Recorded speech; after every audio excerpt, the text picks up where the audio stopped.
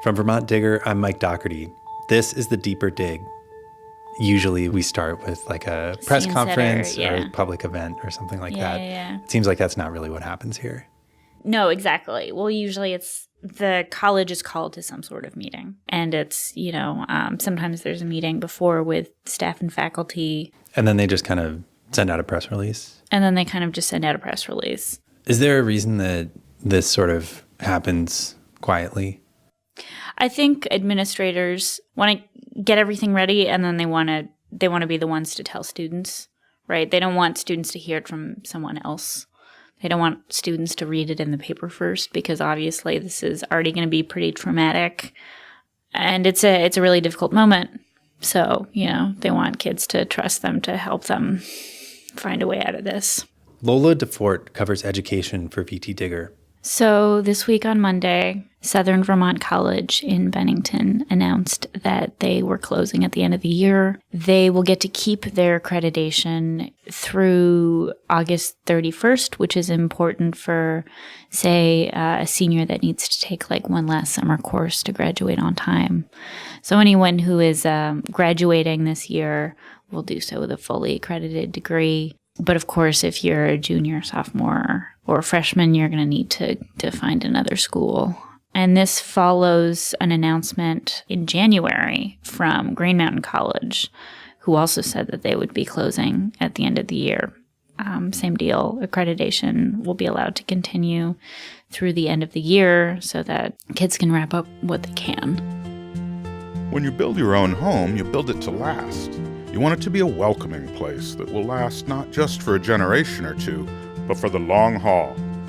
When Green Mountain College built its home, we started with an urgent question. Southern Vermont College and Green Mountain College. What kinds of schools are these? So Southern Vermont College and Green Mountain College were both small, private schools. They have little to no endowment, which is pretty critical because that means that they're basically wholly dependent on tuition and fees for their operating funds. So if your enrollment goes down, you almost immediately have financial difficulties.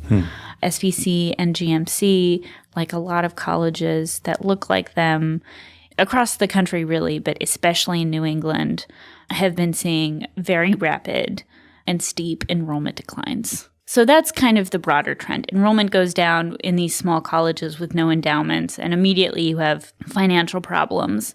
And then, other things can make you more fragile, like debt. GMC had quite a bit of debt. So did SVC. SVC also had a few scandals a few years back. So bigger forces at play, and these are the kinds of things that can really tip a school over the edge. When you talk about accreditation, what exactly does that mean for these schools? Your average 4-year school is accredited by a regional accreditor. In New England, it's the New England Commission of Higher Education. These are private groups, but they are empowered by the federal government to accredit schools. And while accreditation is voluntary, it is necessary in order to receive federal financial aid, which is a pretty critical and basic source of revenue for these schools. And then on top of that, accreditation is a pretty baseline indicator of quality. So if a school is unaccredited, other schools won't take transfer credits. Those diplomas might not necessarily be recognized by employers, etc. So if a college in this kind of category loses their accreditation, that's kind of the end for them. Right. It's in theory, they could go on, but it's basically the fatal blow. Gotcha.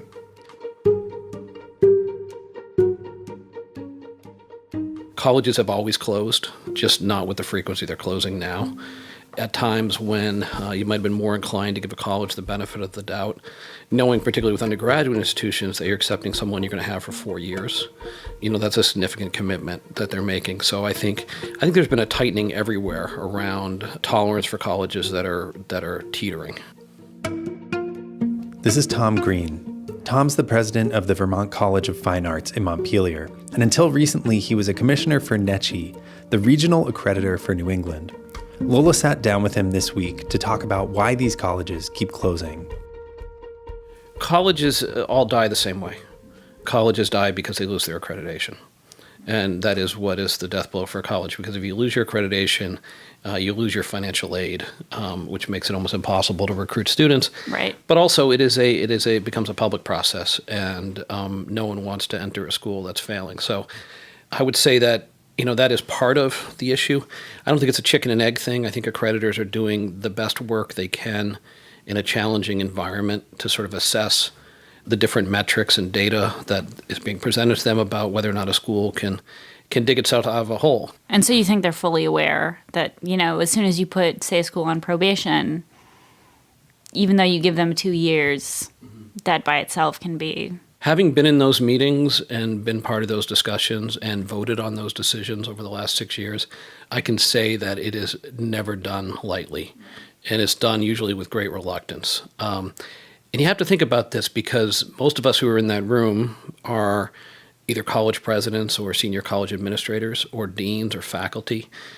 These are our peers, our colleagues. It's never a good thing when a college gets into trouble, and it's a terrible thing when a college closes. So, knowing that the impact of our decisions and what could come from it, I think they're, approached really judiciously. Have you ever seen a college come back from probation? Sure.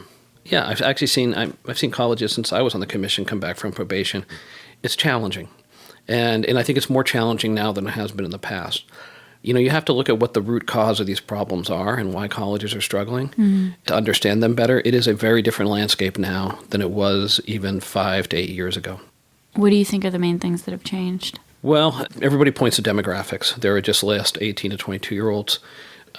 Certainly the demographics in the Northeast are a significant obstacle. The only places where 18 to 22-year-olds are growing is in the South and Southwest. They're more likely to be students of color. They're not looking to come to Northern New England to go to college. So that's a real challenge.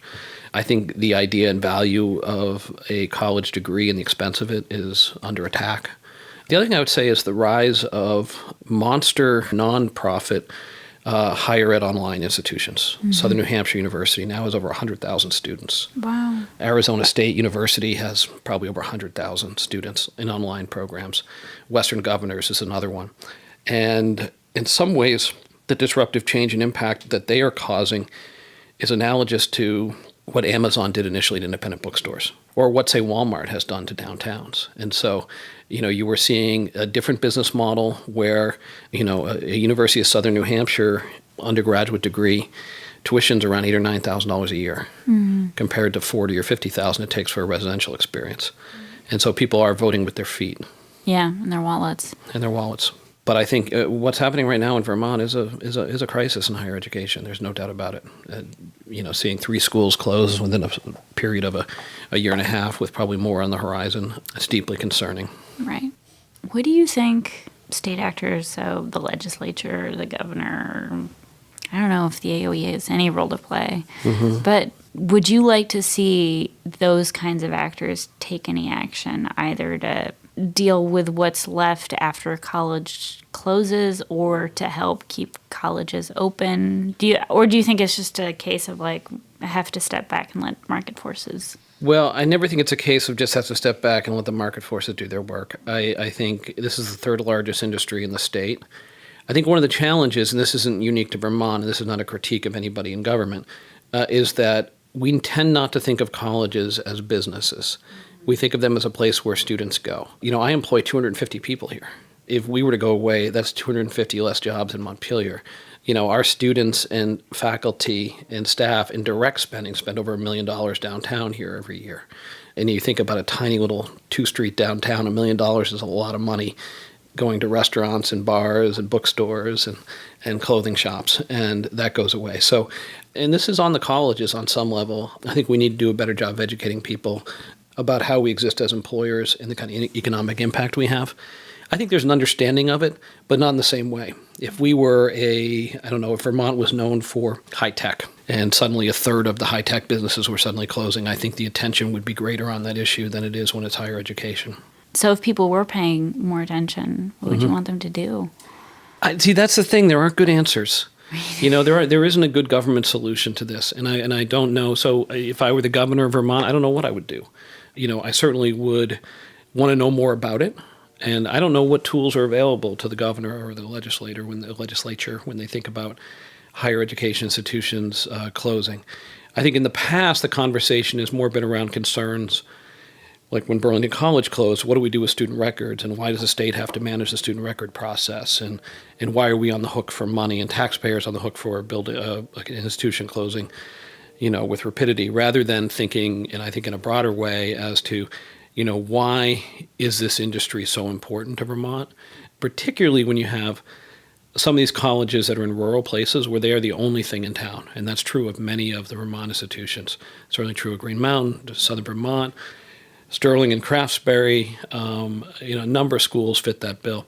And so if institutions were to close, then what happens to the economics of that town? And what happens to people in rural areas in Vermont? That's a significant question. Do you think we're at the worst part of the crisis, or do you think it's going to get worse? I think it's going to get worse. How much, do you really think that like a third of these schools could close in Vermont? Half.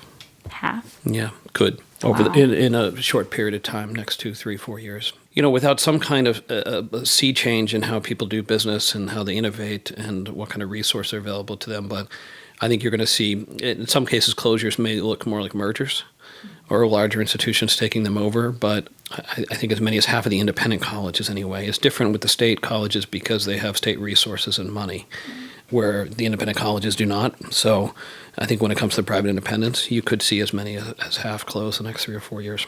I hope not, by the way. I'm rooting for every one of these colleges to succeed. Right. But I think there is more to come. And not just in Vermont. It's, New Hampshire's experienced it, Massachusetts is experiencing it. But I would say the difference is between Vermont and the other states in New England, say, is that higher education, and this may be surprising, but is disproportionately important.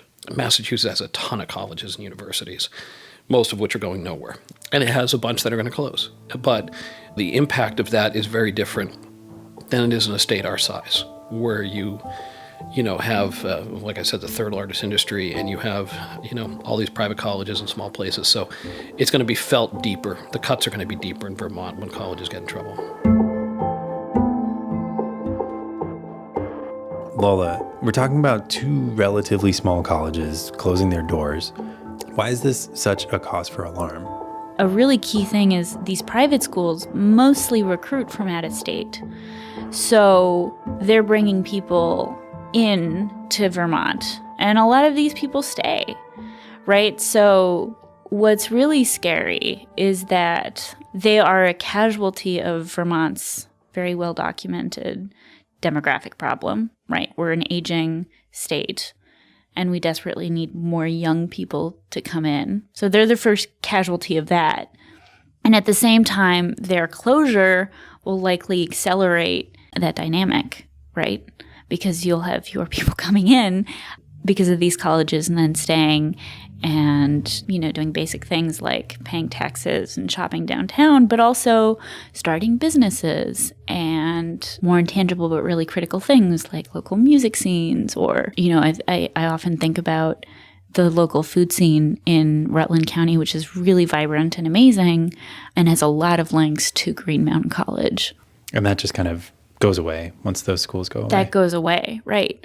And then I think you also have to think of the impact on students. They have some credits, but in a lot of ways they have to start college all over again, have to make new friends and decide that they want to keep doing this, right? And a really important thing to keep in mind is that the colleges that are in danger of closing do not enroll the same kinds of students that elite schools do. These are kids that are less likely to be affluent and more likely to be struggling academically, not universally, but in general, if you look at, student profiles. And so these kids are already less likely to graduate on time.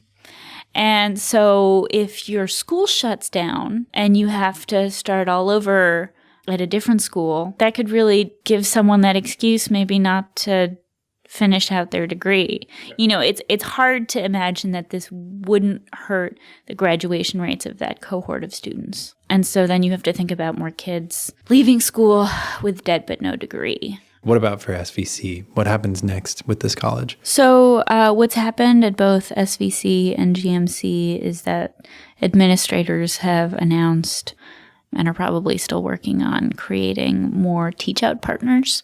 So that's other colleges that are willing to take those students, and sometimes they waive transfer application fees and, or, just kind of say, you give us some basic information and you're guaranteed admission.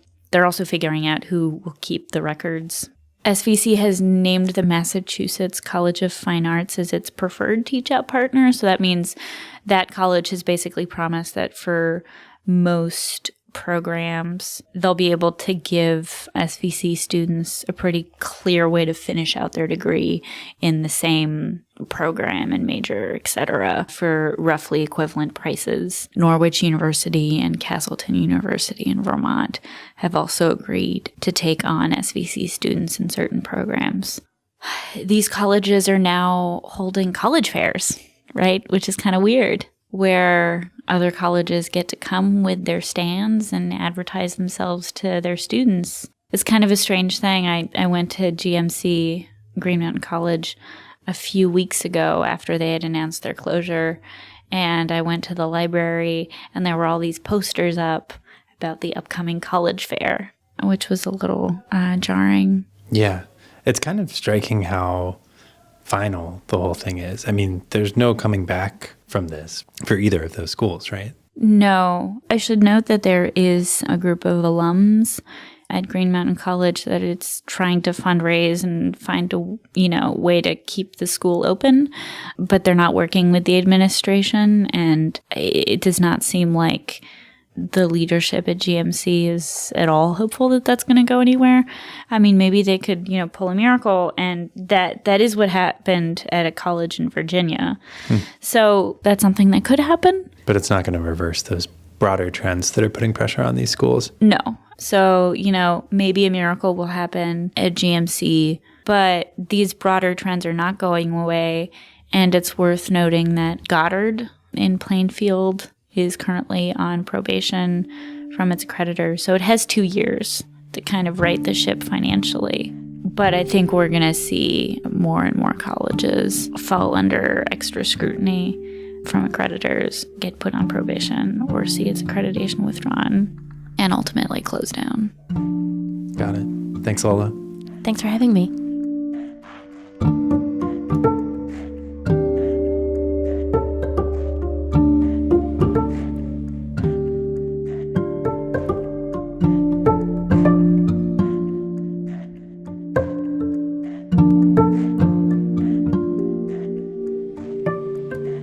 You can find all of Lola's reporting on Southern Vermont College, Green Mountain College, and higher education in Vermont in general at vtdigger.org. You're listening to The Deeper Dig, our weekly podcast. Search for it and subscribe wherever you listen to podcasts, and you'll get new episodes as soon as they land. And if you like what you hear, tell a friend or colleague to check it out. We post new episodes every Friday to our podcast feed and on vtdigger.org. We used music this week by Blue Dot Sessions. We'll be back next week with more stories from the Digger newsroom. Have a nice weekend.